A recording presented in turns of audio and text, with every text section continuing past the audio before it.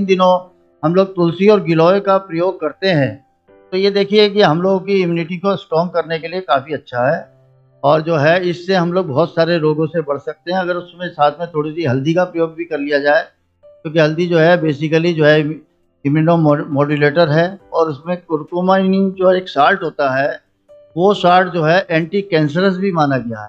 और ये रिसर्च से क्लियर हो चुका है कि कुरकुमाइन जो है वो एंटी कैंसरस है, और एंटी जो है उसके जो है हमारी एंटी एजिंग है, और हमारे एंटीऑक्सीडेंट्स है। तो लिहाजा उसको भी हम लोग प्रयोग करेंगे तो हमारे लिए बेनिफिशियल रहेगा। ये थोड़ा-सा मैंने आज के परिप्रेक्ष्य में बात करी, और अब मैं थोड़ा-सा विषय लेता हूँ जो पिछले समय में जो है मुझे समय दिया गया था, तो उसमें थोड़ा कुछ चीज़ें थोड़ा-सा याद कराता हूँ कि हमने जो है रीनल कैल्कुलस जो है किडनी स्टोन के बारे में चर्चा की थी। और किडनी स्टोन के बारे में मैंने उस दिन में कुछ चीज़ें बताई थी कि जो कम पानी पीते हैं उनको जो है स्टोन फॉर्मेशन ज़्यादा हो जाता है। और एक जो है हमारे अंदर जो है सबसे बड़ी चीज़, मैंने 3 तरीके के स्टोन फॉर्मेशन बताए थे किडनी के खासकर। अभी आपको एक चीज़ और लगे हाथ बता दूँ कि जो गॉल ब्लैडर का स्टोन होता है वो अलग क्वालिटी का होता है। वो कोलेस्ट्रॉल जो हमारी बॉडी के अंदर होता है उसके द्वारा फॉर्म होता है, और एक्सेस अगर कोलेस्ट्रॉल बनेगा तो गॉल ब्लैडर वाला जो पित्ते की थैली में जो पथरी होती है वो बन जाता है, और उसको रिमूव करवाना ही पड़ता है। उसके अलावा उसका कोई ट्रीटमेंट नहीं है कि उसको हम डिज़ोल्व कर सकें।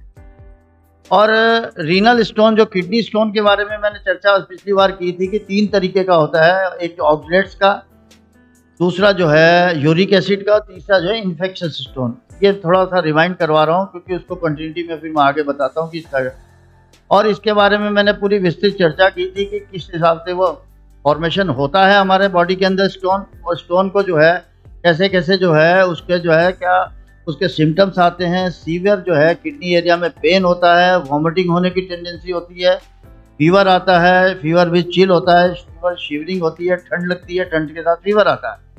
तो ये उसके बेसिक सिम्पटम है जिसके कारण से, और ये पेन जो है रेडिएट करता है ग्रोइन रीजन पे या बैक रीजन पे जाता है। इससे क्लियर हो जाता है कि ये जो है किडनी का पेन हो सकता है। और इसके इन्वेस्टिगेशन के लिए भी मैंने उस दिन चर्चा की थी कि एक प्लेन अल्ट्रासाउंड अगर हम लोग करवा लेते हैं और एक कंप्लीट यूरिन रूटीन माइक्रोस्कोपिक अगर करा लिया जाए तो इसका पता चल जाता है, और ये बड़ा आसानी से जो है ट्रीट हो सकता है। बट एक्यूट फेज जो होती है जिस समय ये किडनी का पेन होता है, तो ये बहुत ही ज़्यादा मतलब खतरनाक तरीके का पेन होता है, सीवियर पेन होता है। पेशेंट जो है उसमें बिल्कुल उसको चैन नहीं मिलता है, तो इंजेक्टेबल वगैरह दे के उसको जो है सबसाइड करना पड़ता है। ये तो थोड़ा-सा इसकी पुरानी भूमिका हो गई है। मैं इसके आगे का बताऊँ कि इसका ट्रीटमेंट पॉइंट ऑफ व्यू से अगर देखा जाए, तो ट्रीटमेंट जो है हर एक तरीके के, देखिए पहले तो उसकी टेंडेंसी देखनी पड़ेगी किस तरीके का स्टोन है। अगर सपोज़ करें कि ऑक्सलेट से रिलेटेड जो है वो स्टोन है, तो ऑक्सलेट वाले जो है हम खाद्य पदार्थों को अपने जीवन से हटा दें। हम जो है हरी सब्जी पत्ते वाली, मैंने पिछली बार भी शायद थोड़ा बहुत हिंट दिया होगा, इन चीज़ों को बंद करें, खीरा खाना बंद कर दें, और जो है कद्दू, बैंगन जैसी चीज़ें इनको अवॉइड करें। ज़्यादा से ज़्यादा पानी पिएँ। मैंने पिछली बार भी बताया था कि 2 से लेके 3 लीटर तक पानी ज़रूर पीना हर व्यक्ति ने। अगर इतना करते रहेंगे तो कभी भी जो है स्टोन फॉर्मेशन नहीं होगा, और छोटे-मोटे स्टोन जो है वो रिमूव हो जाते हैं। स्टोन का जो साइज़ के ऊपर डिपेंड करता है कि स्टोन जो है अगर 6 से लेके 10 एमएम तक का भी स्टोन है, 2, 3, 4 एमएम के भी स्टोन है, तो देखिए ऐसा है कि वो निकलेगा नहीं निकलेगा, ये चिकित्सक के ऊपर डिपेंड करता है। चिकित्सक उसका असेस करेगा। अगर सपोज़ करो कि स्टोन इम्पैक्ट है, अपनी जगह पे फिक्स हो गया है, यूरेटर है, किडनी है, किडनी के बाद यूरेटर, और यूरेटर के बाद जो है फिर यूरेथ्रा होता है। यूरेथ्रा में जब अगर किस जगह पे स्टोन रखा हुआ है, मतलब किस जगह लॉज्ड है, और वो इम्पैक्ट उसका कितना है। देखिए 18 से लेके 20 दिन तक भी अगर स्टोन रहता है अपनी जगह पे, बहुत बार तो साइलेंट स्टोन होते हैं, पता ही नहीं चलता, अल्ट्रासाउंड से पता चलता है।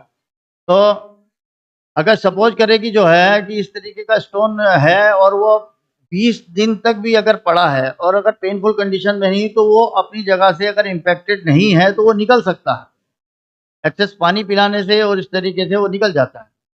तो सबसे बड़ी चीज़ है कि प्रिवेंशन उसका करना है। प्रिवेंशन करने के बाद जो है हमने एक्सेसिव क्वांटिटी में जो है ये जो है आपका अनानास का जूस ऐसे लोगों को हम लोग सजेस्ट करते हैं, जितना पिएँगे उतना फ़ायदेमंद है। नारियल का पानी ऐसे लोग पिएँ तो उनके लिए फ़ायदेमंद है।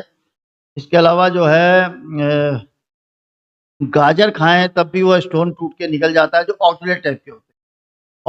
और जो है इस तरीके से जो है मतलब मेरा कहने का मतलब है कि जितने ये कॉर्न्स होते हैं जिसको कहते हैं मक्का, मक्का के जो है उसके भी अगर पानी को हम लोग मक्का के जो मक्का होता है उसके भिगो दें और उसके पानी को भी यूज़ करें तो उससे भी स्टोन निकल सकता है। उड़द की दाल को जो है अगर पानी में भिगो दिया जाए रात को, सुबह अगर पीते हैं तो उससे भी स्टोन निकल सकता है। इस तरीके से कुछ चीज़ें हम अगर हमने जीवन में ढाल लेंगे क्योंकि बहुत सारे लोगों की बॉडी की टेंडेंसी होती है रिकरेंट स्टोन फॉर्मेशन होता जाता है, बार-बार स्टोन फॉर्मेशन होता है, बार-बार निकालते हैं, बार-बार होता रहता है। इस चीज़ का ध्यान रखना है जो खान-पान में विशेष ध्यान देना है। दूसरे तरीके का स्टोन जो है वो होता है यूरिक एसिड वाला। यूरिक एसिड वाला स्टोन जो है अगर यूरिक एसिड कम कर दिया जाए बॉडी के अंदर से तो फिर वो स्टोन फॉर्मेशन कम हो जाता है। इन्फेक्शस स्टोन जो है उसमें एंटीबायोटिक्स वगैरह दे के जो है उसको किया जा सकता है। आयुर्वेद में एक बहुत अच्छी औषधि आती है चंद्रप्रभावती कहते हैं उसको हम लोग यूज़ करवाते हैं तो उससे वो भी इन्फेक्शियस स्टोन भी निकल सकता है। यूरिक एसिड वाला स्टोन है जो नहीं निकलता है, तो इसका ध्यान देना पड़ता है कि इसके लिए अब क्या करना है। इसके लिए जो है देखिए कि एक प्रोसेस होता है इसको लिथोट्रिप्सी कहते हैं। लिथोट्रिप्सी जो है उसके द्वारा जो है स्टोन को बट वो कितने साइज़ का स्टोन है इसके ऊपर डिपेंड करेगा। और उसके साइज़ अगर छोटे साइज़ का स्टोन है और गलत जगह पे वो इम्पैक्ट हो गया है, तो उसको हम लिथोट्रिप्सी से 4 एमएम तक का पत्थर जो है हम लोग लिथोट्रिप्सी से मतलब उसके रेज़ दी जाती है, रेज़ जो है उसमें जो है पर्टिकुलर एरिया में और उसको जो है तोड़ के अल्टीमेटली निकाल दिया जाता है।